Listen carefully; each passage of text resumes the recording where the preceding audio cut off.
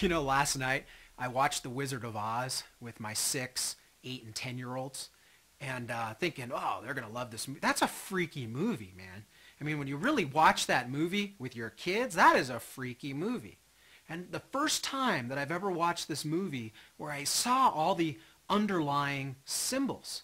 And what I mean by that is you've got these characters, Dorothy and these other characters that are looking for things in life that get on this yellow brick road, right, this narrow path, with all this stuff whacking them along the way, to ultimately get to this emerald city on a hill with a gatekeeper into seeing the great Oz. And then Oz turns out to be a fake. He's a phony. He's this little guy behind a curtain who's speaking with lightning and speaking with thunder and all this crazy stuff, and then he's basically brought out for who he really is, just a fraud. And then, right, they put him in this balloon, this hot air balloon, and he's taken out of the picture. And then you find out who's really in control, where the real battle is. It's the good witches versus the bad witches. And I watched this thing, and all of this religious symbolism, this religious metaphor, which is ultimately saying, in a nutshell, God isn't something to be fearful of. God isn't something to be revered and respected.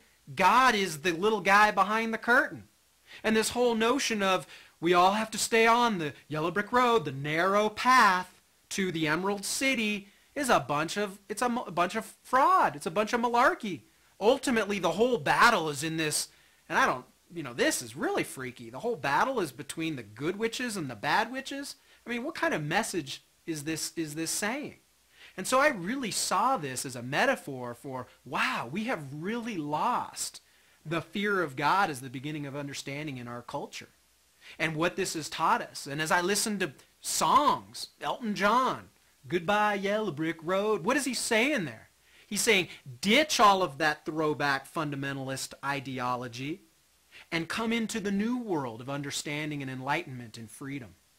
Something to think about.